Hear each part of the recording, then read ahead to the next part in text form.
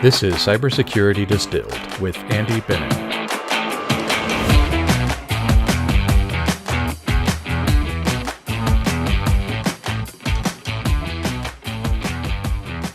Thank you for joining us for the next episode of Cybersecurity Distilled. This is an Apollo production, and with me here today, I have my friend RJ Friedman. RJ, how are you today? Doing awesome. Thanks for having me, Andy. We got I've got a big act to follow with your last guest. Well, I mean, who knows if these go out in order? So, I mean, who the last guest was versus when you go out. I mean, well, I'm going to say that anyway. Any of your guests are going to be. I'm honored to be and humbled to be amongst them. Well, fantastic. I'm glad to have you too. So actually, normally I have a pretty regimented start, but first I want to start with, what are you drinking? Today I am drinking some Basil Hayden, artfully aged.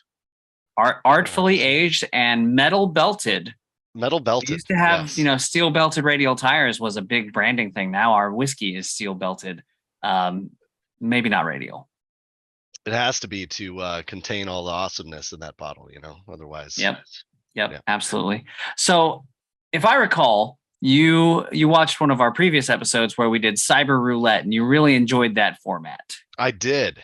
I did. I thought the randomness was a recipe for fun. I think we have a recipe for fun here too. So let's tell the audience a little bit about you. What's your background? You've got a pretty diverse background. I already know it, but they don't. And sure. And I'm also, I forgot to include myself. I'm drinking the Balvenie Caribbean cask, aged 14 years. I recently had a birthday, and it was a gift, and it's quite good. If you haven't tried it, I recommend it. Balvenie is not a sponsor, but if you're listening, you could be. Basil Hayden as well. I mean, really, anyone like Coors Light, really, it doesn't matter who the sponsor is, but if we can get an alcohol sponsor. It doesn't matter who the sponsor is. I thought about being snarky, but it is it is cybersecurity distilled, so it should be something that is distilled. But the whole goal and the whole gimmick here is to take complex topics and distill them down to their bare bones and make them understandable. So, and my guests are always chosen because of their ability to do that type of thing in one way or another about the thing where their specialty lies. But you don't have the same kind of specialties that the average cybersecurity person or my average guest does. So walk us through your background. That's why I actually have to learn that way as well, right? And in the simplest of terms. So my background was actually in sales, and that's how I got started in cybersecurity.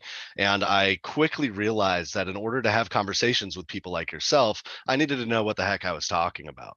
Had a great conversation earlier today with someone actually on this topic where so frequently people kind of shut themselves out of opportunities in this industry by not knowing what they're talking about, right?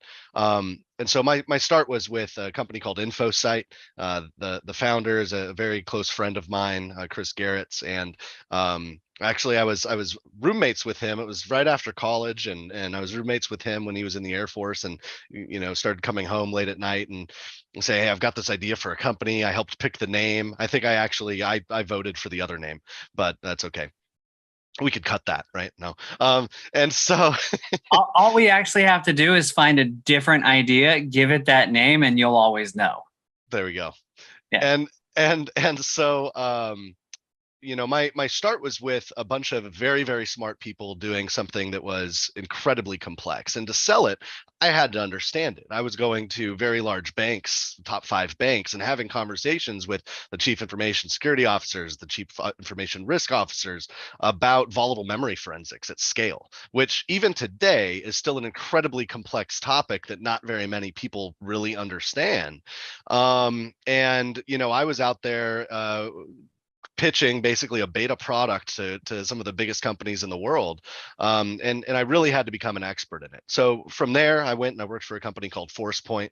And my task at ForcePoint was to help kind of recover after the VC had cut a bunch of the support and help at the company for clients. And I realized that most of our clients didn't have great installation or deployment of the tools that they had purchased from us, sometimes years before. So I spent a lot of time with my team, account managers, really understanding security, to go through that whole process of what I had done too to learn security better, to the point that some of my salespeople were actually getting their Security Plus certificates, right?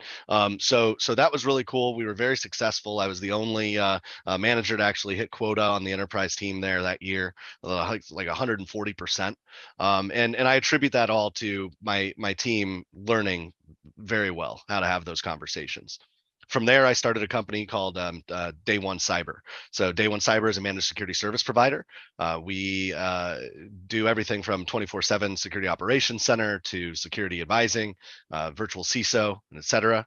And I've been doing that since about 2018, and well, one or more variations. At one point, I had sold it to an MSP and was building and running the managed security program for them, as well as I was the internal CISO for them and a dozen of our clients. Well, fantastic. So the sales to operations to CISO journey is not a common one.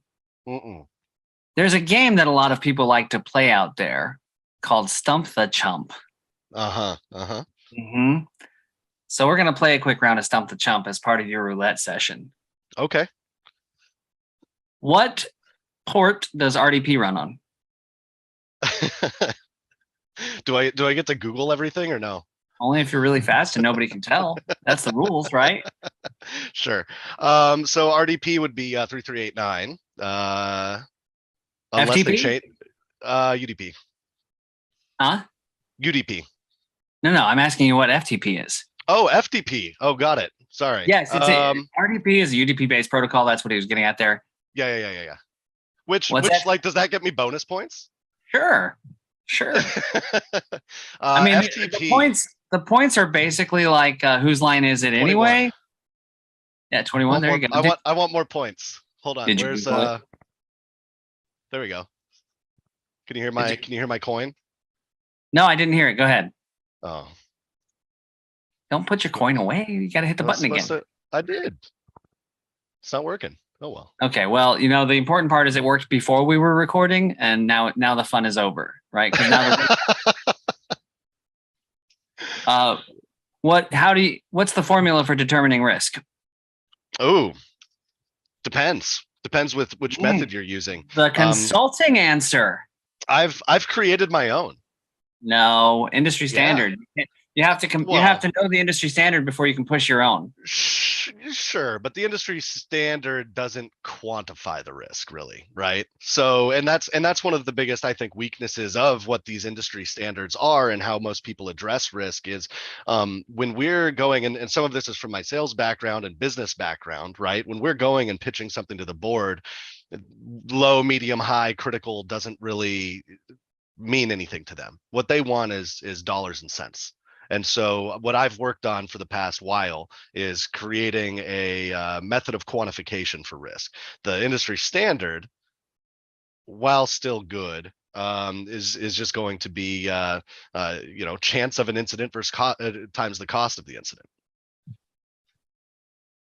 Well, impact, because remember cost. They don't cost. But cost, right? Impact is a cost. Your whole criticism. Impact, it's not a cost in the semantic terms of dollars and cents, but impacts and costs. I've been holding back a joke since you first started, and you started to talk about how we can quantify it and whatnot, and I wanted to say that's fair.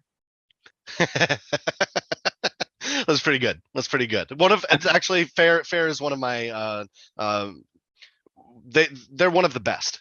Let's put it that way. So for those of you out there who don't know what fair is, RJ, would you tell them why the thing I just did was funny? Because there's a lot of our listeners out there who have no idea why you laughed. Yeah. So the FAIR model is just that. It's a model for risk measurement, right?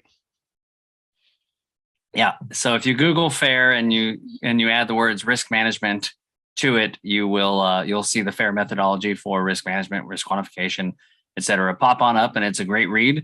It's not right for every organization though. So you like with any tool, just like with any tool, you need to make sure that it fits your needs. Why do you think it wouldn't be right for some organizations? There's a lot of organizations that can't handle the process and analysis required to use FAIR. That's fair. I see what you did there. I feel like you only asked to set that up. I would never set you up like that, Andy. No, you set you up like that.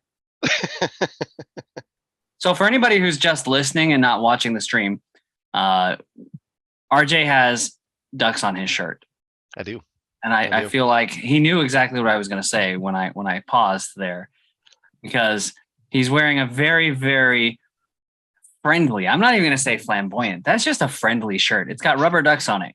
And I will say, I even went and put a collar on for this, and I should have put a Hawaiian shirt on. Since moving to Florida, I've got a whole bunch of these, and it's pretty much all I wear other than my workout stuff. Well, that's actually how I picked the Caribbean cask. It's not just because I just received it. It's because you're in Florida, and I was planning on making a Florida joke at some point. Love it. Not a hurricane joke. Yeah, that's not soon. Funny, but just a Florida joke. Okay. Well, hearts out to all of the Florida mans over on the west coast of Florida here. That was actually no jokes. That was crazy, and it just barely missed us here. We got a couple of the bands coming through. I'm in Fort Lauderdale on the far east coast near Miami, and I've got some great time-lapse video of one of the bands going right by while I was enjoying a cocktail on another day. So so funny story about the shirt. I wore it. I took a version of it too. I have another shirt that's just like this, but it's a button down. And I took that with me to Black Hat and DEF CON this year. And so many people, as you would imagine, just approached me just to compliment the shirt because it's awesome. And there was, which party was it? It might have been, I don't think it was the Rapid 7 party, but anyway, it was one of the parties, and I was there and I was wearing the shirt. And this guy comes up to me, if you're watching this, reach out. I want to be your friend. He comes up and he compliments my shirt, and he says, that is the coolest. And I think he was like German or something. He's got a great accent. And that's the coolest shirt ever. By far the best shirt I've seen. And he pauses, and you could tell he was thinking really, really, really hard about what he was going to say next. And he leans in really close. And I can't replicate it. He did the perfect duck quack right in my ear, and turns and walks away. It was perfect, and he was so proud of himself, and you could tell he was waiting for the perfect occasion to do his impression of a duck. His whole life he was prepared for that moment, and he was so excited, you could tell, just to use it, and it was great. So anyway, you didn't let it pass him. You didn't let it pass him by, and that's awesome. He didn't. So I'm going to use that as an unusual segue. Okay. Talk about conferences. Sure. And how you get value out of a conference, how you decide when a conference is worth the investment, what the value is. Over the past many years, and prior to COVID, the RSA that happened right at the beginning of COVID, right, which ended up being a super spreader event from which some people even died. We weren't really aware of that yet when it happened because it was in February of that year. February, right? Yep. But it got absolutely lambasted on LinkedIn and on InfoSec Twitter, which is a thing for anybody who doesn't know. InfoSec Twitter is a special variety of Twitter focused in on mostly just InfoSec community and topics. And RSA got absolutely lambasted for the trade show being a circus, for the content not being up to par and stuff like that. And I went to the most recent RSA, the post-COVID RSA, and it was, I enjoyed the conference. The sessions, some of them were better than others, but that's any conference you go to. So talk to me about conferences. You were talking about Black Hat, but how should people, what should they consider, and how do they pick which conferences to spend their valuable time and money on? And there's more than one reason one might select a conference, but how do you decide? Sure. It's interesting. Over the years, my goals have been somewhat different at various conferences, right? As my roles have changed and developed into more of a technical and risk focused role as a CISO.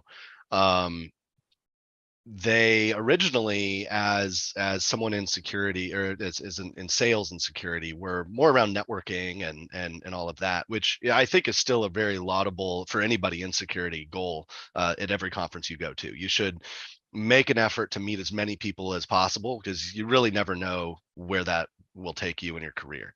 But my very early, career, it was really about learning the technologies in the space, and just trying to get as ingrained in the culture as possible, because security it's just completely different culture than other industries, right? I mean, it's not IT, it's not it's very specific. It's a specific type of person sometimes that's in the industry, although there's very many varieties of person that's in security, but we all have that same kind of goal of wanting to help people that I think bonds us a lot closer than many other industries. So going to conferences and meeting people and networking and finding other people that are just as passionate about you, that have maybe built some really, really cool stuff. I love going to all the vendor booths, not for the free stuff. I very rarely take any swag home with me. I know a lot of people go and they take bags and bags home, but I very rarely care about that. To me, it's learning all the latest and greatest technologies. It's listening to how people talk about their technologies, because getting it from the horse's mouth, instead of going and trying to digest a white paper yourself or something like that, for me is a much easier way to learn. More recently, so I did DEF CON for the first time officially with a badge, and going in and sitting in meetings and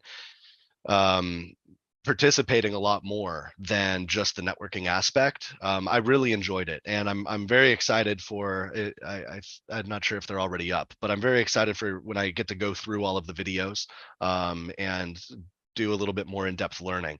I think that that aspect, and especially, right, if that learning is online, spend more time networking and go and learn on your own at home. But anyway, that's a very long-winded answer for how For a how very to simple question. how I to be mean, successful at a come on. conference. Come Jeez. Wow. on. Wow. Jeez.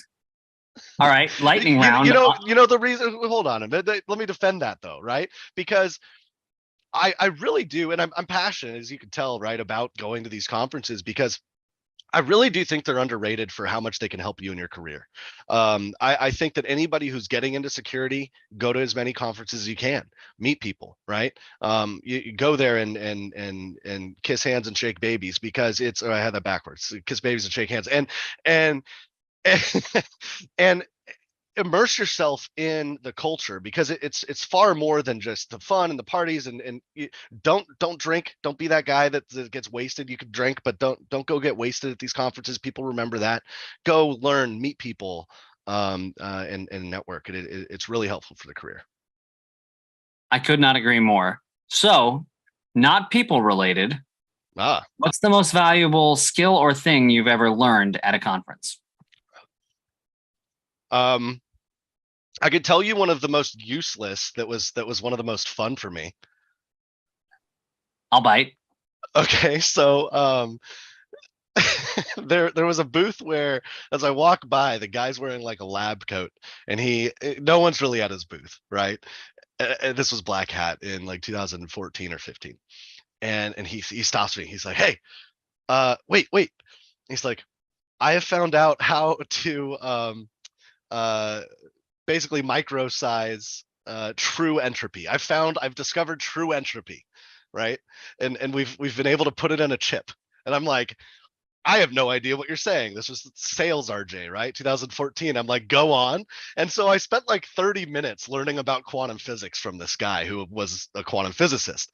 And the next morning, slightly hungover, I had breakfast at the buffet at Mandalay Bay with my CTO and my CEO, two of the smartest guys that I know in cybersecurity. The CEO was the chief of defensive counter cyber for the Air Force, and the CTO was like the head red team trainer for the Air Force, right? Very smart guys. And I'm so excited, even though it was a little hazy, to sit down and say, guys, let me tell you about what I learned about quantum computing. You're right. completely useless, at least at the time, soon to be possibly more valuable, but also having changed many times since then. Sure. And true entropy, if you had discovered true entropy, let me just throw this out in the world, you'd be able to make electricity from it. Go on. It just means that you'd be stirring up a lot of energy. Okay.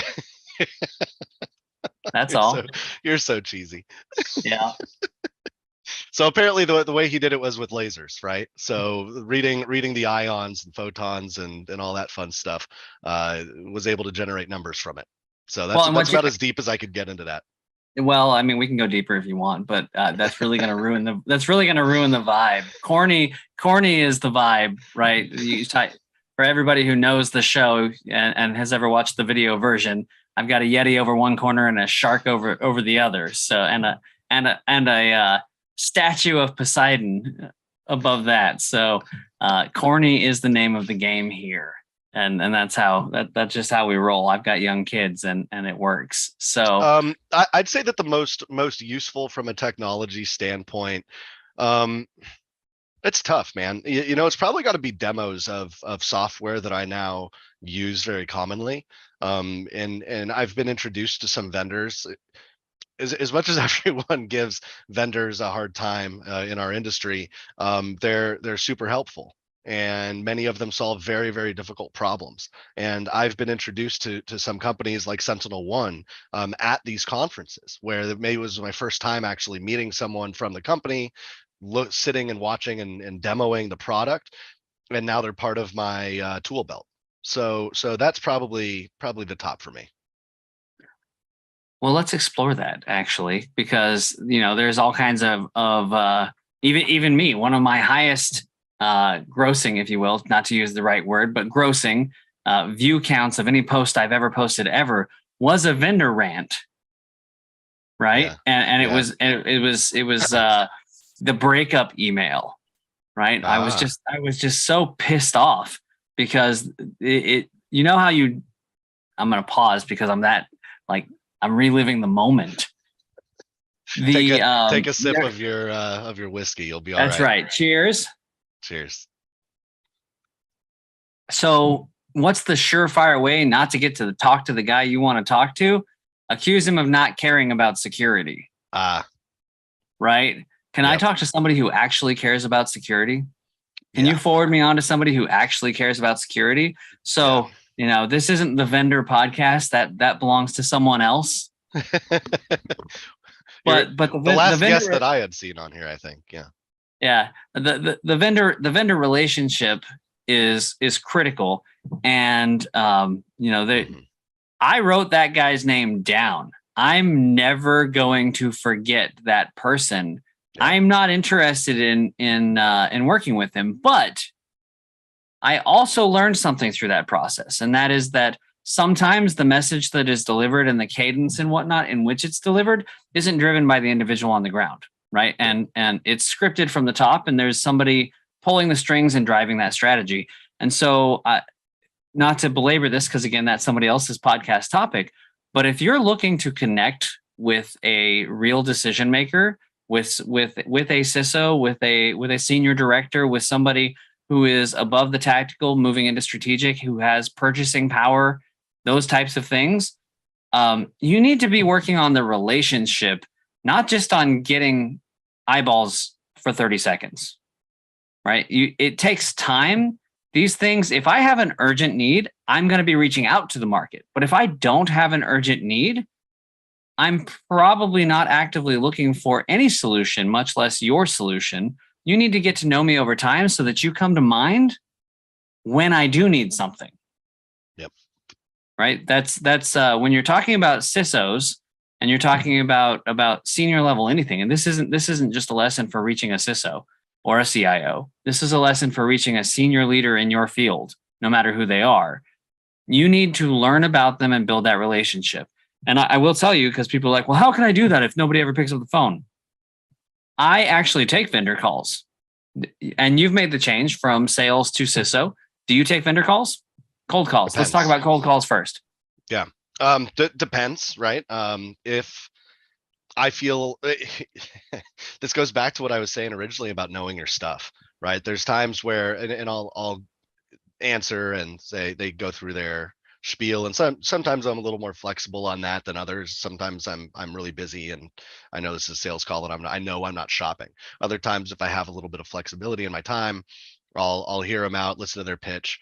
But if I ask a question and they're unable to answer it, that's generally the end of the call. And I do that, right? I ask them, and I've done that before. I think it was like last week actually. I got a call from someone, and I forget what it was. I forget what technology. Not very memorable. But I asked them a follow-up question on does it do this or this? And they say, well, I think what we need to do is, and like that's where my curiosity ended. So yeah, that's actually another great thing. So my internal philosophy and the philosophy I give my team in their standing orders for action is our SOP is think 5 questions deep. What are the 5 most likely questions somebody's going to ask? Have an answer for those and the follow-up question. Yes, it takes time to think about all those things, but you need to be considering, what am I likely to get asked? If you're an identity company, you're going to get asked about authentication. If you're a protection company, you're going to get asked about, I don't know, ransomware. Even if it's not actually ransomware that you're protecting from. People have these threats in the front of their mind. They have the things that are in the headlines all the time. And you need to be ready to counter, to respond to effectively, and enable your sales staff to respond to effectively. A good response is not, I'm going to have to get a call with somebody else. A good response is, this is what I know about that. And if you need more, I have the right guy. Yeah. Or yeah. gal. And even, if you don't know, at least like say something funny, right? I mean, that was kind of part of what, what do I remember from the sales scripts we used to write? Like, oh, is this a sales call? Right? This is a common question. It's like, well, if I say yes, will you hang up on me? Or do you want it to be? Right? I mean, just like something to create some of that rapport. Be human. Don't be afraid to be human. I think so many people are petrified when they're making these calls. Got to get over that. Yeah, I've run into a lot of people it's the intimidation factor, right? Because I'm not a real person until you're actually talking to me. I'm a guy on LinkedIn posting a lot of stuff. I'm a guy who they saw on a stage at a conference. I'm a guy with a title who they've never met or heard of, right? I'm not famous. Intimidatingly good-looking beard. That's right. Although I'm not sure if it gets better or worse the whiter it gets. We'll see. Christmas is coming up. I mean, someday I'm just going to blend into that wall, man. That's what's going to happen. And just for everybody to know, there's not a whole lot of shade variation between the paint on my walls and the beard on my face, which means it's time to paint my walls. You get some Just for Men's coloring in there. My wife got me Just for Men's, a box of Just for Men's on my 30th birthday. And that was a long time ago, and I didn't use it then. Oh, I've got some old jokes saved up. I saw the wheel that you had sent me, so I've already got a few age jokes in there. I lost the wheel. My computer rebooted. I've got a picture of it. Pull it up. You know what? Send it to me in the chat, and I'll pull it up. And so for everybody, what he's talking about is after he saw the cyber roulette episode that Alan and I did, he reached out and said, "Dude, we need to do this." And I said, "Absolutely, we do." And so I actually made a spinning wheel of cyber topics. I see that of cyber topics that I'd be able to spin. So Mark, if you want, we can recreate the cyber wheel that I made later, and we can spin it right now. So I'm just going to look here, and actually, I think this is very relevant to the direction our conversation has taken so far. And the one that jumped off the wheel at me the first is certifications. Oh, so I hear all the time. Let's talk about you. You made the transition from sales into cybersecurity, but sales is cybersecurity. I want to let everybody know that sales of cybersecurity is still a critical component of cybersecurity. But absolutely, certifications. The open question out there is, what certification can I use to get a job? What certification should I get? Do certifications matter? Are certifications more important than a degree, less important than a degree, equally important as a degree? Don't know. So on the board, on the wheel, was just the word certifications. So when I say certifications to you, what do you think of? Yep. So I posted a link, which I think we should share. This has been an invaluable map done by this is Paul Jeremy. That's not his real name. I found him on LinkedIn, and oh yeah, I've seen this, and I think I posted it on LinkedIn. Cool. Maybe that's where I originally saw. I don't know how long. I've been using this for a while now, and I actually had a conversation with the guy who put it together about mapping this to the NIST NICE framework. I think it would be really, really cool to be able to select one of the 50 job roles in the NIST NICE framework and have the certificates that are relevant to that role light up, right? So I think that would be really neat. So anyway, when I think of that's something that we could do later. Sure. When I think of cybersecurity certificates, my brain, the first thing it does is goes back to a great conversation that I had with James Flom. I don't know if you know James. He lives in Austin as well, and he is a very skilled hacker. When I think of certs, I think of a time where we were talking about the CISP, the CISSP, and he dismissingly kind of laughed at the CISP and said that test is terrible. It has so many wrong questions and answers and things like that, right? And so once you get to a certain level of his level, which is he's I hope he doesn't watch this because he'll get too big, but he really is one of the closest people to a genius that I think that I've ever met in real life. He's just incredibly intelligent, gifted person on many levels, and a dear friend. But when it comes to certificates, people like him and some others that I know don't have them, and they're way above them. The certificates are beneath them, so to speak. Most people are not James Flom. most people need to be able to show that they have some basic knowledge within cybersecurity, because most of the time you don't get the chance to impress people and have long drawn out interview sessions. And when someone goes and applies or posts a job, they get 50 applications. And so it's easy for them in like the first hour. So it's easy for them to just say, you know what, I'm only going to take CISPs. And this is something that actually came up with me recently. I'm doing some freelancing and some consulting. And someone was looking for a threat hunter, right? And threat hunting is something that I basically helped invent while I was at InfoSight. I mean, it was one of the first companies that did threat hunting at scale within memory, one of the 3 types of threat hunting. And I've taught people with their CISPs how to do threat hunting. But I didn't have a CISP, and so I wasn't considered for this contractor position. It was very interesting. And so actually, because of that, my birthday wasn't too long ago either. My parents bought me the CISM for my birthday. So I'll be taking that test coming up in the near future. I have a CISM, and I'm shorting. I always say CISM, but people say certification names differently, and it's actually really, really funny to me. But so I think people, I don't disagree with anything you said. I think it's a yes. And I think people mistakenly put the wrong faith in what a certification means, but standards are standards for a reason. And it's not because necessarily it's exactly the right thing to do. We have lots of compliance. An example, we have lots of compliance frameworks and standards out there that people are like, we have to meet, I don't know, CGIS. We have to meet NIST, and NIST is not a compliance framework. I'm aware of that. Don't at me. The 800 by 171 kind of is, right? When it can be used if you mandate a specific set of controls within it. See, and there you go, right? But it does represent a standard, and it's a place to start and a place to aim.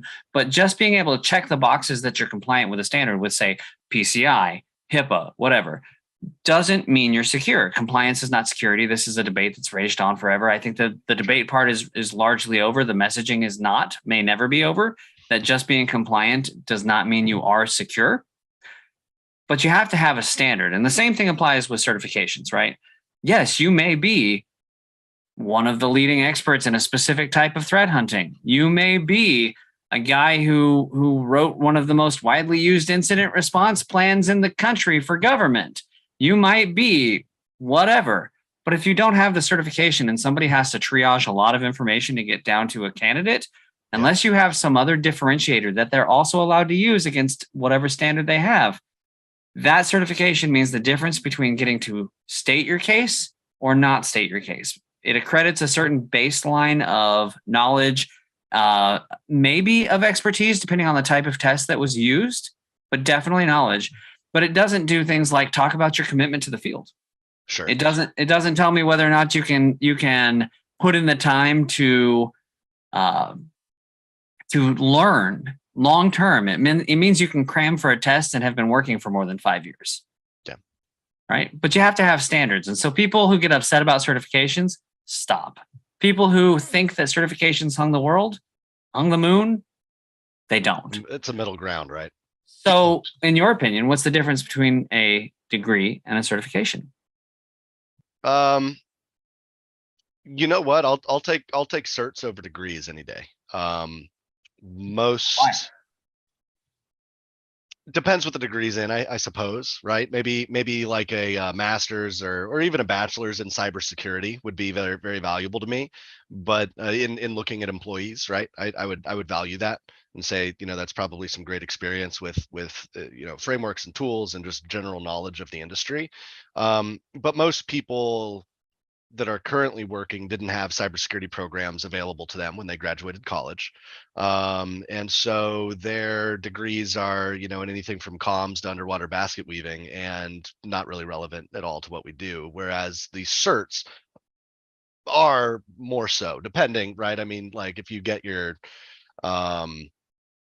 I don't know, if you get your like pen test plus, well, no, I would even say, like your pen test plus is going to be completely relevant even if you're on the blue team, right? I mean, Sun Tzu, Art of War, know thy enemy as well as yourself. So, I really do think that these certs are just going to be more relevant. I've been for a long time debating, would I be where I am if I didn't go to college? I went to college, but I don't know if much I can answer that for you, and the answer is no. But I know I wouldn't be where I am, but the question is, would I be ahead or would I be behind? You would not be ahead, and I can tell you why. Partially because I know other things about you. So this is you specific, but in general, for a person in a similar position as you, life and placement and et cetera, there's only a couple paths to accelerate as fast as you have accelerated or as fast as I did too. Mm-hmm. And a combination of education and certification is the only path to achievement at the same level in the same time space. And part of it, and I'll tell you why, because I see your skepticism. It's oozing. I had a point. I'm holding it. Go ahead, make your point, because mine's not going away. Education and college are not synonymous. Oh, that's not a point. That's irrelevant. Because you said education is important, and it is. And I don't have anything against education, but would you be more educated or less educated if instead of going to college you were self-taught or self-learned? That's not education. That's experience, even if it's learning. Education is a formal process. Learning is not. Okay. I almost have a doctorate in that, so I can tell you that. And I probably won't, because I'm probably not going back to finish that doctorate. I made it to ABD, so I'm almost Dr. Andy in that particular field. And I do have a master's degree in computer science, information assurance and security, which is what the actual field name is called before cybersecurity got popular, right? Mm-hmm. But I'll tell you why education, and why I picked education and not knowledge is the word. And it's because what a certification can attest or accredit, and I'm going to use the word accredit on purpose, because it's the language of education. What a certification will accredit to somebody is that they can attain a baseline of knowledge. Degrees do not confer a baseline of knowledge. No matter how much people want that to be the case, or what kind of outcomes and learning outcomes they think should accompany the educational process, they do not. Certifications absolutely do. There is a baseline of commonly shared knowledge and attained learning that you have to be able to demonstrate to get the certification. So I know you know things if you have this cert. You may also know those things other ways without that cert, but it's going to take me longer to decide and determine that. Right. However, if you have a degree, my undergraduate degree is in history. right? Might as well be underwater basket weaving, except that I think the research processes you learn in history are much more relevant than the flexibility of fibers underwater. A lot of history. I was political science. A lot of history and poli-sci has to do with studying wars, studying the Oh, history my of degree is actually military history. It's emphasis in military. so Yeah. I mean I think that is extremely relevant to cybersecurity, and I love that. I love that overlap of where we are in this industry. I really do. I think get to put my main passions to use, being political science. But when somebody reads my resume, all they see is a BA in history, right? They see a slacker who minored in French to meet people, right? That's what they see, because that's also true. The portable skills have to be thought about and intuited, but what they also see, what they need to see right off the page, is not that I have a core understanding of knowledge that I gained from a degree that was more than 20 years ago when I started it, right? It's not that. It's that I can commit to something long enough and finish it. A degree takes 2 to 6 years, depending on what plan you're on and how you got there.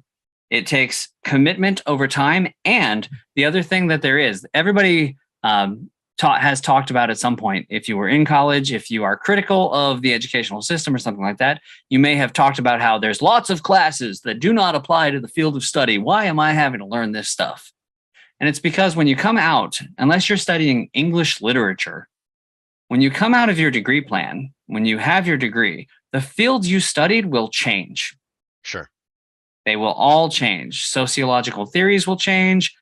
New evidence of historical events will emerge and change our perception of them and our interpretation and what we know about history.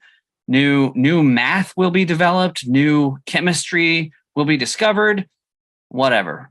Right? And I said discovered, not invented, because we don't invent chemistry. It just happens. Processes matter, but it just happens. If the conditions are right, those things happen. I started as a chemistry major and went to history. I don't like lab coats, as it turns out. So it's the accreditation that you can not only finish the thing, but put up with the BS that the thing entailed that we all shared. None of us enjoyed every class we took in college. We still finished. If we finished. And it's okay. And I'm not bagging on people who don't have a degree.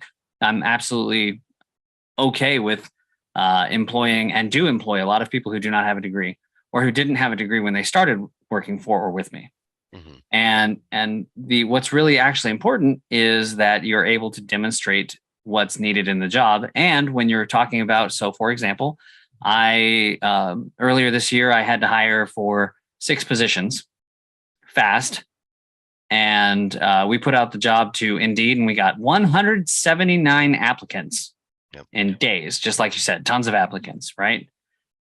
And we had to narrow that down to our 6 positions. And we ended up hiring 4 of one type, 1 of another type, and 1 manager. With that, what I always do when opening positions on Indeed, put a specific question, a requirement, at least one question where someone has to write an answer. It's not yes or no. That'll weed out 90% of people, because they either will answer some, and this is a true story. I once had someone write, "I love dogs," to the question, and the question wasn't remotely related to animals, despite my rubber ducky shirt here. It was actually sales related and cybersecurity related. They must have mixed it up with a dog walking resume that they were putting out there. But well, I mean, that's like those recruiters who say, "I've got a senior help desk position. I think you'd be perfect for it." I'm like, you have not read my resume. You have absolutely not read my resume. I think I could do your job probably, but you've not read my resume. Yeah. So anyway, combo platter, you can have phenomenal experience and be the right person for the job. It's just going to take you longer to prove your way, which is why I said proof positive. I can tell you that you wouldn't be as far as you are now, with the exception of if you had hit a unicorn startup, right? Arguably, except for his experience, we're both more qualified than Mark Zuckerberg for just about any job in the world, except that he managed to hit something out of the park, and the experience he has gained in managing that home run has earned him an on-the-job MBA that you and I can't compete with, right? But on paper, you take away you take that away. You say you've had one job, you never finished college, no degree, no certifications, no other portable skills. You've testified to Congress, and that didn't always go well, right? On paper, he'd potentially be easy to dismiss if you didn't already know who he was. There's lots of people out there who have put CEO on their resume because they started a company and it failed. And usually they're easily dismissed, right? Mm-hmm. So it's I'm not a teetotaler on any of the above, but I am a firm believer that certifications prove skill and knowledge, depending on the way it was tested, and degrees a credit commitment, and they don't do anything else. I think those are both fair assessments. And I've I will pressure tested those many times. And I will say what I used to say was that college degrees are getting becoming more and more of a requirement, but becoming less and less relevant. And I think it could be both. Sure. Well, and it depends on the specialty, because and it ebbs and flows. And I want to get off of this so we can spin the wheel again. But let's spin the wheel. You know what? We're just going to drop it. We're going to spin the wheel. Spinning the wheel. We're supposed to be talking about security. I'm down to debate education all day, but I mean, actually, one of my bucket list items is to make a school. So there you go. There you go. Well, that's a big bucket. Yep. That's a big bucket. Good luck. Yep. So I want to skip to something completely unrelated and different. Wheels are supposed to be random. Yeah, I looked down and I picked the next red one. Okay. Technical debt. Okay. Sure. So I recently, I've made this joke many times over the last many years that legacy is a problem right up until it becomes a security measure, because you have security through obscurity because of you're so out of date that the attacks no longer work on your stuff. It's a bad security model. I do not recommend it, but it is funny. So technical debt, there's IT technical debt, there's security technical debt, there's legacy process debt. How do we as an industry, in your opinion, how should we be tackling technical debt in security? Well, take that any way you want, because that's a highly loaded question. That is a loaded question. It's big. So are we going to assume that we've quantified the risk around that debt, and that risk is above our risk threshold? Because if so, then we can go down the hole a little bit more easily. You know what? I think for the purposes of an entertaining discussion, yes. Great. On a scale of 1 to 10, it is too crazy for Gollum. Okay. But here's the problem, though, right? Is because even though a lot of organizations have that debt, which is expensive for them and is going to cause expensive problems, so few organizations put the people, process, and technology in place to actually solve that specific problem. So few. I mean, CIS, right? The Center for Internet Security, the top 18 controls that you could put in place. The first 3 of them are arguably around addressing technical debt. It's creating an inventory of what you have for hardware, software, and data, right? And that's how you discover what your technical debt is, which is step 1 to solving for your technical debt. You have to know what it is, where it is, who owns it, can it be deleted? There's a trite saying that you can't protect what you don't know you have. Exactly. It's not 100% true, just so everybody knows. True. But it's 100% repeatable, and it proves itself more often than not. But it sounds great, and it's usually right. Exactly. The process usually is dead in the water because people haven't done CIS 1, 2, or 3. I wouldn't even say and. They haven't done any of them. And so finding where your debt even is, usually, I mean, it's so hard to do, and then gets underfunded, and then it's not done well. So actually solving for technical debt, it's not easy. It's probably going to cost you money, real resources, and human capital need to be thrown at the problem to actually address it. It's time consuming, tracking down all of it, creating those lists, creating the processes around updating your CMDB, creating the processes around scanning all your devices to see what's there. All right, hold on. Cybersecurity Distilled. You're jargoning people. What's a CMDB and why do we? CMDB is basically just a database of all of the different assets that you have in your organization. So this could be a really fancy tool that you bought and really expensive, or it could just be an Excel sheet with a list. There are some best. Chump. What does it stand for? Control. No. Nope. I need some Jeopardy music. Well, I know the DB part. Configuration management database. There you go. and so I want, and the reason I did that is one, because it's funny, because we have the stump the chump meme going on, or theme going on, trope. That's the word I'm looking for. That's what the alcohol does. But it's also, please note that it doesn't say stuff we have management database, asset management database. It's configuration management. Knowing what you have is implied. Yeah. Understanding how every single thing in your enterprise is configured is the actual goal. Not knowing what you have, knowing the state of the thing you have is what a CMDB actually means, and against which the goal should be measured. Not how complete is it from a, do we have every asset in there, which is the metric that gets applied to a CMDB so often. Yep. And that's where, again, this is not an easy or quick solution. Refilling. And just from experience, most companies that I've worked with, they just don't do it well. They don't do asset management sometimes at all. And sometimes we're talking really big companies even.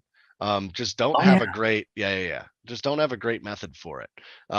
Following simple things like CIS really helps make it easier. And that's part of what I've done, is I've created, a whole bunch of services around the CIS framework, so that, if I go in and I do a security assessment, someone's got a 0 as far as their, CIS 1, 2, and 3, and we've determined maybe that's the largest risk they need to tackle. I've actually built services around then going and fixing or implementing CIS 1, 2, 3 through 18. Yeah. Well, and for everybody out there who may not know what the CIS 18 are, RJ touched on it, but it's the fundamental list of prioritized controls. They're in order of typical, not always, priority in which an organization should be doing things. And they stack on top of each other by and large. Now, there is around control 16 or 15, if I recall, because I don't have them all memorized, because that's what charts are for. I was gonna say stump the chump. What's CIS 14? Yeah, call me chump and hand me my chart. I have a team for training. That. I have a team for that, but it's the application one is what I'm getting at, right? Yeah. It's down 16. the stack. It's hey, I nailed it. Look at that. You did. And so down the stack, there's a control that doesn't actually apply to everybody, because not every shop has development in it. And if you have no development, you can skip that control. But they didn't put it at the end because they didn't want it deprioritized, knowing that their model is a prioritization model. Yep. Well said. Well said. You want to dig into this anymore? Technical debt? Anything else you want to say about it? I will. I've got a closer, but what else do you want? I think it's very important that first you have to follow the math, right? If it doesn't make sense, don't solve the problem. But once you do it, if you're doing the risk quantification, going back to that, and you could show that this is a real problem that needs a real solution, you can legitimize the decision to fix your technical debt with that quantification, and that's so important to do, because it is a huge problem, and it affects so many other controls are dependent upon doing asset management and configuration management well. Absolutely. You know what? I'm going to leave your closer. I'm not going to do mine. I like yours. I'll keep it. I reserve the right to change my mind and come back to it. But you've mentioned something in this, and so this one's not random. I didn't just skip to the next red one, which would be a much more significant jump than this nice segue we're going to do, which is risk appetite. Risk appetite, for anybody out there, is generally considered to be the amount of risk that is acceptable to an organization. Some very large organizations have comparatively small risk appetites, but to us small companies or individual people, their acceptable loss to whatever may be $20 million before they're willing to even take action on it because of how much institutional and organizational inertia they have to overcome to make a change to address those types of problems. So their acceptable loss, their risk appetite for how much harm they're willing to endure before the risk is too high, is $20 million on any given type of thing. They're making way too much money or just enough money, depending on who you ask and what you think, to have that kind of risk tolerance. My risk tolerance is more like $200, but I'm very risk averse. So talk to me about how somebody comes up with what their risk appetite is. And don't just talk to me about money, because I already used money examples. Sure. Talk to me about what a risk appetite really means and how what your understanding of it is against the decision-making process. Yeah. Risk appetite or risk tolerance. As you said, really it differs between organizations and people in those organizations too. So it's an important part of the risk management process, figuring out what that is. As a CISO going into a new organization, like as a fractional CISO, for example, going into a new org, finding that number sometimes isn't easy. Sometimes it's a concept that people haven't even thought about yet. Putting an actual, and I know you want to use numbers, but actual numbers or events. We don't have a risk tolerance for being on the front page of CNN. Okay, so you probably. So when I was at the state, one of our standing orders was don't be in the newspaper. Yeah. Right. Practically a performance objective. It's not written down. It's not official, but staying out of the newspaper, making sure that you stay just under whatever threshold that is. And that threshold is variable, but that reputational issue of the resources that would be required to address it, should that harm come to pass, the risk to the organization, especially depending on the time of year. Like if you were right up before a legislative session, or a hearing on a particular type of issue, you absolutely had to stay out of the newspaper in the run up to that, right? Sure. That's an example of a non-monetary risk appetite. Yeah. And there's a lot, right? Usually they'll have a monetary effect, which is what drives businesses and governments. But a lot of these qualitative things, like being in the newspaper, eventually they get translated down to dollars and cents, and that's part of I'd say part of the harder part of what we have to do as information security officers. What's the hardest conversation you've ever had to have with an employee who didn't get fired, and either an employer or a client who kept you on? What's the hardest conversation with the employee first?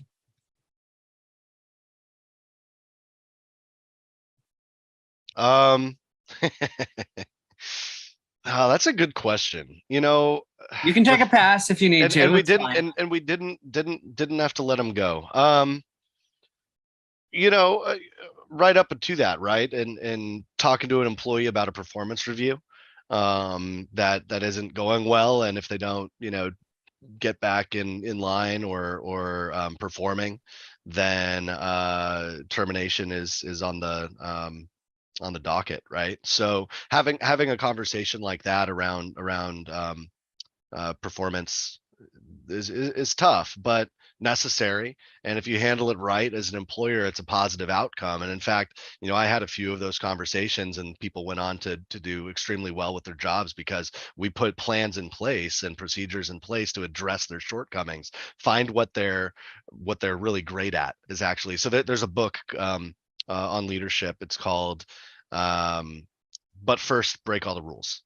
And it's written by a bunch of people from Gallup who spent a very long time researching tens of thousands of interviews they did with leaders, with managers, with the people that report to them. And what they say, one of their many lessons, is don't focus on an employee's shortcomings. Instead, focus on what they're really great at. So how can you get them to do what they're best at every day, rather than spending a lot of time doing things they're bad at, because they probably don't like doing those things that they're bad at. There's probably reasons for it. And instead, by focusing on the things they're great at, and maybe they're in the wrong role, right? I mean, how do you deal with someone who's in an analyst position if they can't analyze things? Well, maybe it's not the right role. What are they really good at? Well, they're great at writing. Okay, maybe we could find a different role for them at the organization that has to do with writing KB articles, right? Knowledge base articles. A knowledge base article, for those listening, I'm doing better at the distilling here, Andy. Knowledge base article is an article that someone could have on like an internal wiki page or something like that, which might address specific issues or problems that people run into at the company. So where was I going? I forget. Anyway, all right. Hardest conversation, I think, with a client. Letting clients know that they're hacked is very stressful, right? Detecting an attack and actually having to notify your client is always hard. And there's been a number of times where I've had to do that personally. It's no fun. You, as the incident manager who is going to be the liaison with the client, you really have to make sure that you're prepared to handle a whole range of emotions and directions that the conversation may go before that call with the client.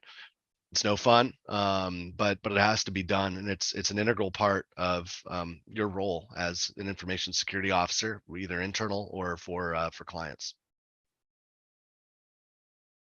Absolutely. Having hard conversations is the part of leadership that is rarely discussed and adequately socialized, and the Trained. piece that absolutely the piece that most people who move into leadership are least prepared for is having hard conversations, especially if you came up through the ranks and are now managing people who were your peers and are your friends. That's a challenge. Well, one of the other they call it a myth, I guess, in the book. I forget the terminology they use, but let's just say myth, of not being friendly or not being acquaintances with people that work for you. That's actually not, while that's kind of like old school and common knowledge of as a manager, don't fraternize with people under you and don't socialize with them and that kind of stuff. Not necessarily indicative of a successful team, according to the statistics. And so a lot of times when if I've had to fire people, I would consider them friends. I would still consider them friends years later. There was one in particular that, man, that was a tough conversation because I didn't agree with his termination at all. He was outperforming every other team member on every other team at the organization, and we were just told blanket, you have to cut your least performing person on your team. It was a terrible management decision, I thought, and part of why I ended up leaving that company, actually, and going into work for myself. So that was tough. I think I can see how that would suck. I won't mince words on that one. That would suck. Yep. But as leaders, we do get asked to do things that, I say asked, we have to do things that we don't necessarily agree with. Absolutely. That's just a fact of life. And I took a lesson from somebody who is not a person I always agreed with, but a person who I do consider a friend to this day, a good friend to this day. And he's what is it that he said? He said, when if you are in leadership and you receive a directive, it's not something I told you to do. It's something we are doing. And you know, the harsh truth there is that you always had the opportunity and the ability to say no and not do that thing. But the consequence is you've decided to leave, right? That is absolutely always on the plate. And it's a choice that a lot of people don't always remember is on the plate. Sure. You don't have to do the thing you were told to do. But when you do the thing, don't blame leadership. You're the one doing it. We are doing it as an organization. And that's another one of those, pick yourself up by the bootstraps as a leader and own the responsibility that you signed up for. Mm-hmm. Yep. You know, and whether you agree or not, when you take the action, you get it done. Yep, absolutely. So let's go to something that's less of a downer. Okay. And more nebulous. Okay. And frankly, more exciting. It's a great word, nebulous. Nebulous. I'm going to paint a picture for you. Okay. There's a lot of it out there. There are surfaces to which it applies. The threat landscape. It's just a keyword in my wheel here. Sure. What is the threat landscape first? What is the threat landscape? Threat landscape is the vast wasteland of different risks and threats that can affect an organization. I would say the threats and the risks they pose to an organization, but yes. Sure. So, but I sprung it on you, so I don't blame you for any errors or omissions here, right? That's the whole point of the wheel of doom is what I'm going to start calling this. Not cyber roulette. This time it's the cyber wheel of doom. Wheel of doom. In the game of stump the chump. Yeah. So the threat landscape, right? You called it the vast wasteland. Why'd you choose those words? I might have had, if I had more time, maybe said ocean or universe, right? I mean, what I was getting at is that not only is it large and there's many different types of threats to organizations, but it's also unknown what all those threats are. There's new threats every day. There's new ways that attackers these criminals are finding to harm organizations. And so vast wasteland implies, one, it's an icky place. And two, we don't quite yet know what all is out there, but we know it's a dangerous land. So I'll tell you what I pictured when you said it. I pictured a scene from Mad Max when he's up there tied to the front of the car that's speeding down the wasteland. 100% what was in my head. With the guy with the guitar and the flamethrowers. That vehicle recently sold at auction for $300,000 in Australia, by the way. If you wanted to speak, Australian too. I speak Australian. Too wrong. That was my minor in college, actually. I've got nothing for that. I'm going to take a drink before I finish my story. Oh, cheers, mate. No worries. Mm-hmm.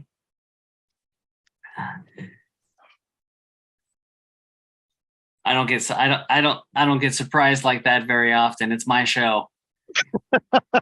Well done. I usually do the surprising. So anyway, that's what I pictured. I pictured that Mad Max scenario where he's tied and he can only see what's in front of him, and he's got the mask on, and there's flamethrowers going off behind him. There's a whole caravan of craziness happening across an unknown wasteland in the bowels of Australia. That is the threat landscape.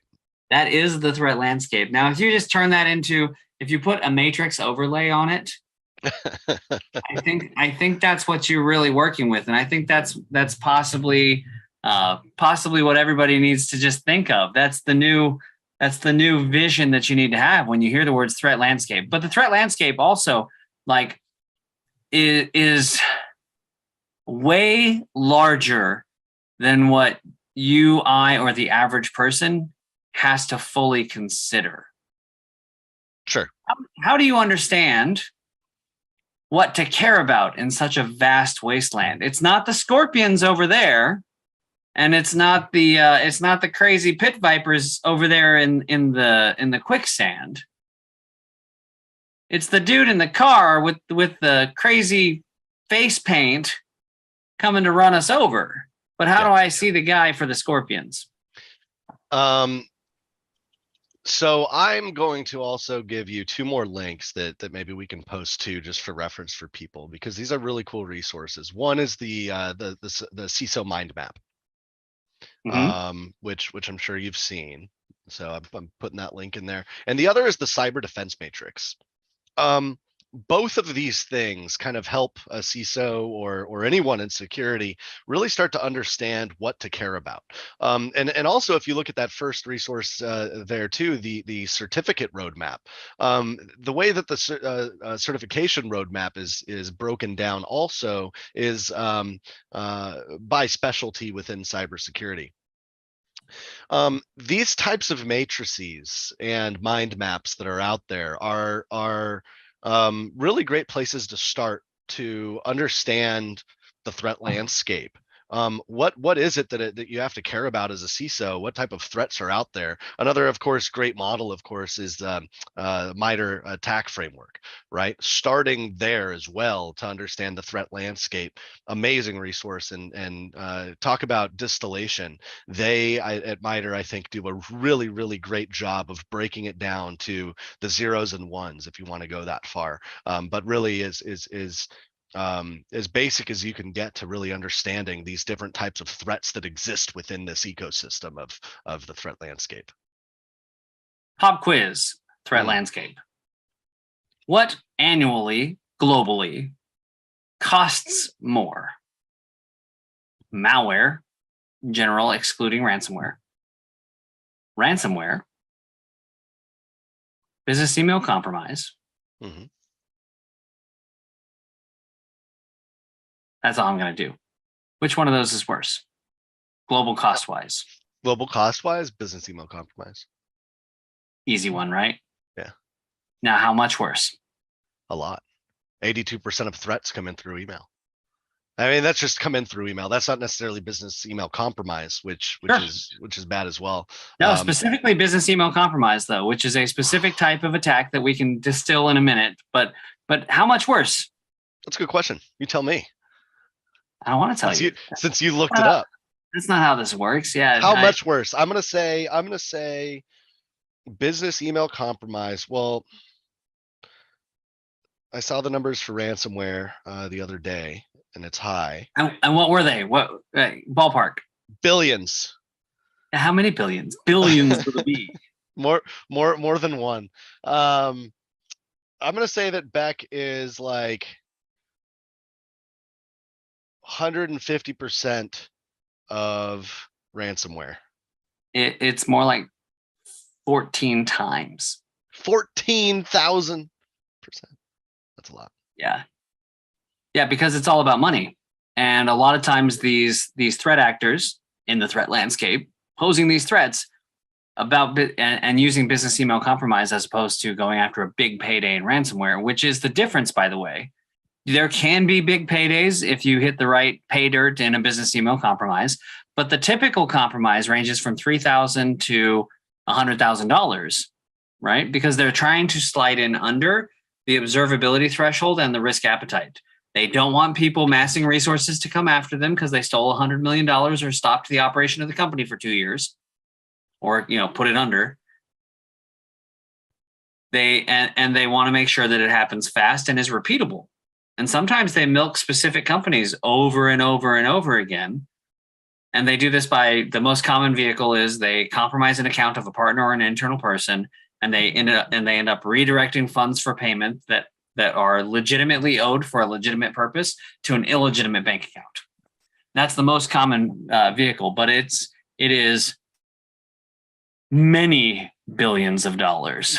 It is the largest estimate I've ever seen was 14 times more money lost globally to business email compromise than to. The report I'm looking at right now says, about $2 billion in the U.S. alone, 2020 from the FBI, compared to 29 million for ransomware. And that was I'm just glad my numbers weren't terrible. So that's actually 62 times more. Yeah. So globally, 62 times more. Crazy. You picked 150%. I win. Price is right. I meant times. Price is right. I still win. You went over. I did go over. So, it's crazy to me. Yeah. If cybercrime, just to put it in perspective, one of the reports I've seen is that if cybercrime were one of the global economies, it'd be the 13th or 11th largest economy in the world standalone, which is nuts. Yeah, it really is. And that's not even addressing the cost to our experience as humans. No, that's just straight direct loss. Yep. That's not opportunity cost. That's not jobs lost when a company goes out of business due to a cyber attack.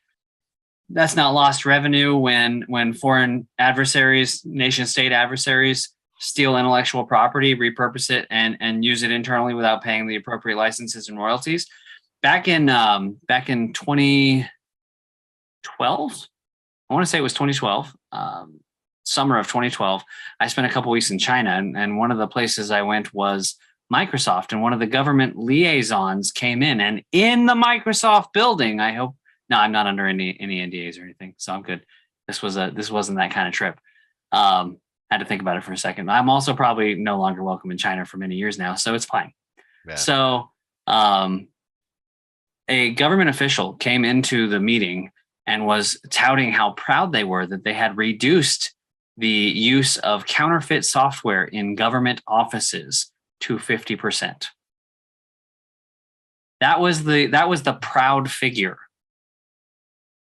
Wow. Just let that sink in. Right across the street, and I think this was in Beijing, but I could be wrong because it was a whirlwind trip. Right across the street, right down and across from the Microsoft building was another building with the same logo, and it said Microsoft. Want to guess what they do? Oh my goodness. Yeah. I'm just saying that's the world we inherited as CISOs and the world we're operating in. But there's also a need for us to be able to get that message out to a broad audience, right? That's one of the purposes of the show, actually. So let's see. Pick a color. Yellow, turquoise, dark blue. Since you've been picking them all, I think China having come up as a topic, I want to go with and also earlier I promised some age jokes, so I want to go with DDoS. What do you call the DDoS one? Nostalgia, DDoS nostalgia. I want to go with that one. Oh, I did put that on there, didn't I? DDoS nostalgia for 500, Bob. DDoS nostalgia for 500. Well, I remember in ye olde days when the beard was darker and the brain was sharper, when the thing we were most concerned about and the thing that everybody was focused on wasn't ransomware, right? It wasn't as much business email compromise, but business email compromise and proper business process has always mattered. It was the dreaded DDoS attack. How were you going to take down our servers? How are you going to take down our services by launching a DDoS attack against us? And there are two types of DDoS attack we had to be prepared for. One is a bandwidth exhaustion attack, where they swamp our servers with enough, swamp our internet connectivity with enough activity that nothing legitimate can actually get through. It's like, think of it as clogging the highway, right? Sure. And nothing else can go through, or clogging, if you want, the bathtub drain so the drain can't empty. But the other one is a resource exhaustion attack, which is where they actually throw things that tie up the processor, the RAM, and other resources on the local systems to prevent them from being able to respond. And the pipe-based attack, the bandwidth exhaustion, would usually be temporary, and it would be damaging. But exhaustion attacks, resource exhaustion attacks, could potentially take down the infrastructure, required days to recover, because sometimes back in the day we had a lot more sensitive systems, and so the timing between the systems mattered in some cases. And if they got out of sync because of one of these attacks, it could take days to get everything back up. Right. And some of the early DDoS. Uh, I have to confess, and this is where my old person jokes might come in. To me, it's not nostalgia; it's history. I was born the year before the Morris worm. So that's probably something you like experienced when you were like 50. So So the I will say that earlier when I said I know things about you and how I know proof positive you wouldn't be where you are without education, I wasn't saying you're a young whippersnapper, you young whippersnapper. But it's true. Yeah, no, and that's probably actually accurate. All the funniness aside, because I totally would have taken that shot if I were you. Is that is history now, and it's because we've designed. That's a problem we were able to solve with faster connectivity. Well, things like that, even the resource exhaustion that they. So while I didn't experience it, I'm read in the subject, but things like the Morris worm actually performed a DDoS just by replicating things on the systems that it was installed on, right? And so sometimes their own systems would work against themselves, but they've become where we're at now. I think is that DDoS has become a lot probably less common, but also probably more of a serious threat. And I'll qualify that with I don't think we have yet seen to what extent a DDoS can hurt people. And earlier I was kind of ruminating on the subject of how in speaking of China, they have required everybody in China to put the COVID app on their phone. You familiar? So there's a COVID application that the government created on every phone in China. How many cell phones are in China, do you think? Give me a number estimate. Probably about 2 billion, because cell phones outnumber people, and there's about 1.5 billion people to 1.75 billion people in the country now. Yeah, so I'm going to go with 2 to 2.3 billion. The last numbers from 2020 were that there are over 1 million smartphone users, and you're probably right in that the average is probably slightly over one per user. So it's anywhere. You said million, you meant billion, right? I said billion. I think I said billion. I'm pretty sure I said billion. We'll get playback later, and it's billion with a B, just for reference. Mark can throw up. He really did say million when he does it back if he wants to. That's up to him if he has time to do that. Yep. So no, it's 1 billion users, which means there's over 1 billion cell phones. One of the most recent large attacks, I think it was in August, even that Google marked down as being one of the largest, with what was it, 46 million requests per second, came only from about 5,000 devices. So think for a minute, if the Chinese government decided to co-opt their app or update it with the capability to perform DDoS, the theoretical limit, of course, their infrastructure would break before they were able to do this, but the theoretical limit is 8.4 trillion requests per second using that same math. Well, and we've moved to things like network storms and gigabits, and we do periodically see new records set, but those new records are offset every single time by new records in ubiquity. And not the brand, the thing, networking ubiquity, by new records in system resources existing. So in 2015, we crossed a milestone, and this is something that the average person probably never thinks of, but I've been asked to present on things a number of times, and I'm always looking for something that is full of shock value, like cybercrime is the 11th most powerful economy in the world if it stood alone, right? That kind of shock value stuff. So in 2015, we crossed a milestone. The theoretical upper limit, according to people who should know these things, astronomers and physicists and whatnot, in 2015, for the number of stars in the universe was something like 1 to a power of the 28th. It's a lot. Like, that is an unfathomable number. And in 2015, we rounded the corner to having that many bytes of data extant in the world. Wow. So we've literally created a human system that, while not being anywhere near as complex as the universe, right, because it's not, but that has any characteristic on par with the scale of the universe, is astounding. Yeah. No, it absolutely is. And it's becoming, more so every year. IoT devices now are outnumbering, regular computers, and you just have these, speaking of the threat landscape, these growing and emerging threats year over year. The capability of some of our adversaries, I won't even say competitors, but at this point, we have a few adversaries in the world, and I think China is one of them.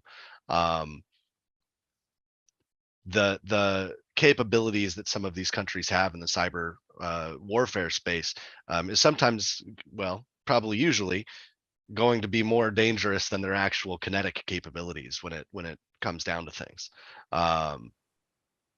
Now, there are things that we could do. We could sever wires and all that kind of stuff, but as we're seeing right now in Russia, we're very reluctant to actually do that to countries that start wars with people.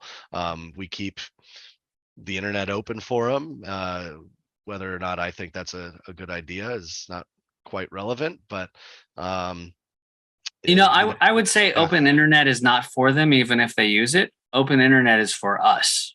If we follow the precedent that other countries have set in trying to limit, lockdown, and control internet, we set ourselves up to lose the ability to use the internet for the thing for which it was developed, which, I hate to break it to a lot of people, is not the free exchange of ideas, even though it does support that. It's a resilient communication mechanism to survive even nuclear war. Sure. And if we start to create chokeholds and lockdowns and things like that where it can be controlled, ultimately controlled, we lose its guiding purpose and the reason we created it in the first place, which is to stay connected no matter what happens. Do you think, here's just a hypothetical, an organization like the UN should be able to maybe have voting power over, let's say, cutting Russia or let's use Russia for the example, off from the rest of the world in order to isolate and deter them from war, for example? I don't know.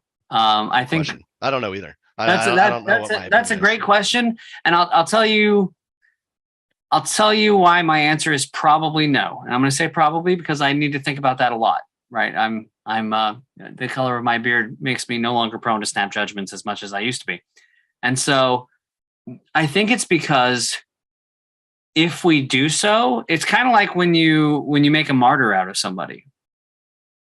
If we actually do globally truly cut them off, and information is the lifeblood of the modern global economy, is the lifeblood of all kinds of things, but is also the way the Cold War was won in the first place. Being able to spread the ideas of what was happening in the West. And there was a paper that I read in, I want to say 2002 about this, that yes, there were lots of factors and there's no one single thing. But if you had to zero it down to one single thing, it was the West's ability to push information and to press visibility into what life is like in the West, despite the regulations, controls, and chokes imposed, specifically satellite TV, broadcasting reruns of old shows. And I read a interview around the same time with a former Soviet resident, a citizen, who said, you know what, really what those shows showed us is that no matter how bad we were told the West is and was, what we saw is that even the poor people in the United States still had cars and food.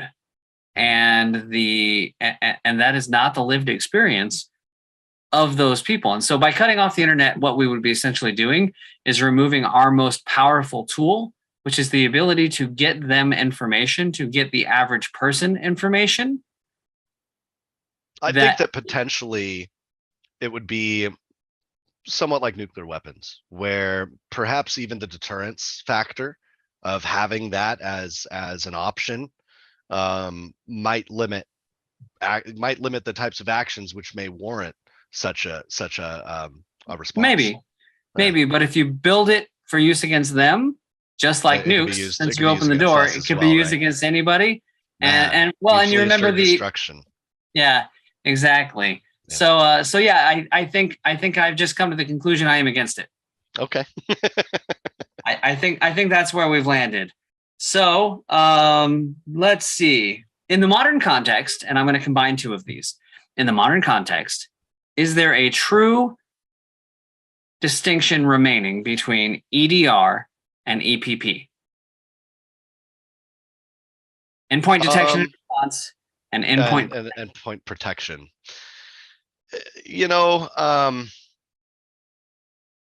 I don't see standard endpoint protection really lasting much longer. I think most vendors are still going to have a version, right? I mean, companies like I think SentinelOne has 3 versions of their software. One is not really EDR, and the next level up is kind of EDR, and then the CrowdStrike does too. Most of them do, right? And even Microsoft Defender basically has levels these days, right? Which is the air quotes free version, and I air quote that for some very nuanced reasons, because everybody who has Windows does technically have Defender, but not all Defender is created equal. Right. Defender for Endpoint, or whatever they're calling it today, is different, and it's also, by the way, in the top 5 when you look at the score from the MITRE ATT&CK methodology, which I know MITRE ATT&CK evals. They don't score it, but I've created my own score. There's lots of folks who do score it, even if MITRE doesn't. That's just because MITRE's trying against it. They want to be neutral. MITRE is trying to take the high road, but I appreciate their efforts in that. All the fun stuff happens on the low road. Also, since you've brought up MITRE a couple times in our discussion, I want to highlight there's not just the attack framework, there's also now the defend framework, and the exploratory tools in that are phenomenal. Very cool. Very cool. And some of that mapping that I've done or quantification that I've done, I'm doing a lot of mapping between the attack framework and things like Varus, which is what the Varus is a big database of cyber attacks that reports like the Verizon data breach incident report, DBIR. Did I get that right? Yep. Yeah. I sometimes I'll get these initials right. Varus is what the DBIR is based off of. So what I've done is some inner mappings between Varus and the attack framework. All right, lightning round. You get 10 seconds to give me your first impressions of the things you think of when I say these things. All right. I'm making the rules up as I go. Like I said, this is basically Whose Line Is It? Cyber edition. All right, so the edge. Doesn't exist. Ooh, hot take. SASE. SASE. Someone was having a good time and too many drinks at Gartner. All right. GRC. Important, and the intersection between GRC and security is starting to become blurry for me. I don't think there ever was a true separation. It's a subdivision, in my opinion. But that could be an entire episode right there on its own. Yeah. Ransomware. Still a problem for many organizations who haven't adequately prepared. Preparation, by the way, for anybody out there wondering, preparation is the key to ransomware. Not tooling, not anything else. Preparation. Understanding what you have, what you need to have, and how to do it. CASB. I think it's becoming more popular. CASB, of course, stands for Cloud Access Security Broker. It's a tool that can allow or make easier visibility of the cloud resources that a company uses, and as well as put enforcement or controls around that usage. So, for example, if I want to limit someone from being able to download something from Azure, I can do that with a CASB solution. I think they're great. Time's up. I think you're over your 10 seconds. Come on, I had to explain. I had to distill what CASB was for you. No, most people don't, I assume, don't really know what CASB is. So now that we have the definition, here's my 10-second impression of And go. CASB. I think it's great. I think it's a very useful tool if installed right. It doesn't make sense for every organization, but those with the risk appetite absolutely can use it well. Follow on to CASB: data loss prevention, data leakage protection, DLP. It's known by a couple names. DLP. Data loss prevention is the correct definition. I agree completely. That is the technically correct, but you hear data leakage a lot. And go. Likewise, I think DLP is probably one of the most underrated great solutions out there. Most people don't think of it right off the top when they're looking at security controls, but it is in the top 4 for the CIS.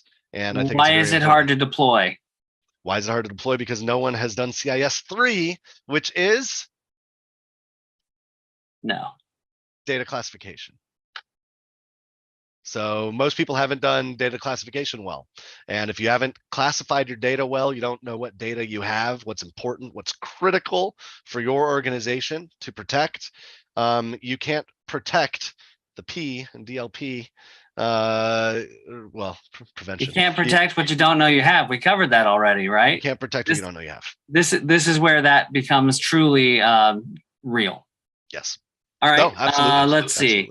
What's next here? Everything as a service. Although, just to go back to DLP. Oh, you're cheating. Go ahead. The good DLP solutions also have discovery capabilities as well, so you could kill those multiple birds with one stone. Find out what kind of data. The only reason they even have them is because people kept not doing the things they needed to sell their stuff. Absolutely. Absolutely. I think it was smart. Yeah. Everything as a service. Everything as a service. I'm a fan. You know, I've built a managed security service provider. Done it a couple times at this point. About to maybe do it a third. I think that one of the greatest problems that we have in security is not having enough people to get the processes and technology in place. So as a service makes a lot of sense. C2. Been working on, I've worked on some fun, interesting stuff around C2 recently. It's going to be interesting to see if C2 obfuscation utilizing blockchain is going to become more prevalent or not. Command and control is C2, by the way. I thought he would distill it because he's gotten so good at this. Sorry. Let's see. You kept putting my distillation into my 10-second time. So. It counts, man. So you gotta use this sparingly. I think we've actually made it through the whole list here. I think we covered everything, or at least everything that was worth covering. And we're right near our stated normal time frame. If we go too much longer, you will officially be the longest episode, which I'm not against, but which can be, that can be part of the header, is probably the longest episode. Love it. With ducks. All right, man. Parting thoughts. What was your favorite part today? Well, getting to see you face to face, of course. Always a pleasure. Security is such a wide topic, right? I think just overall, I like the idea of being able to talk about lots of different aspects of it, and I think that's this is a great way to do it. In order to be a CISO, go check out that mind map that I posted. In order to be a CISO, you have to know a lot about a lot. It's both deep and wide, and to be able to try to distill that is a worthy and commendable challenge. And so this whole process was a lot of fun. It is quite a challenge, and it's very broad. So I'm going to close with a story, because you know how much I like storytelling. Cool. And I'll tell everybody why I brought RJ on. And the reason I brought it is not just because we get along.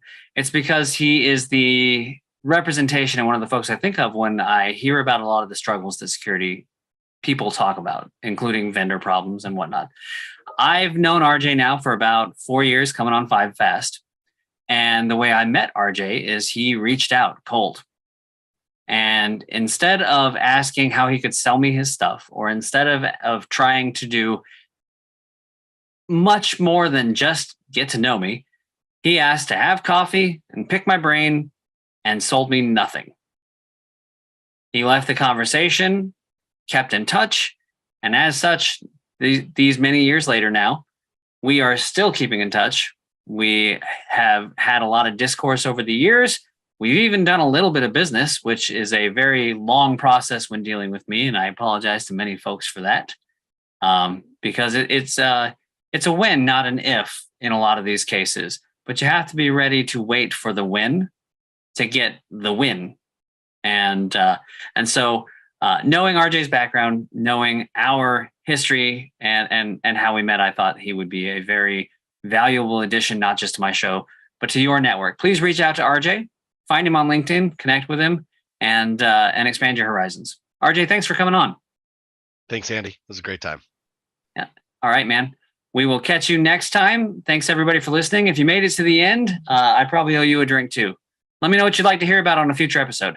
Have a good one.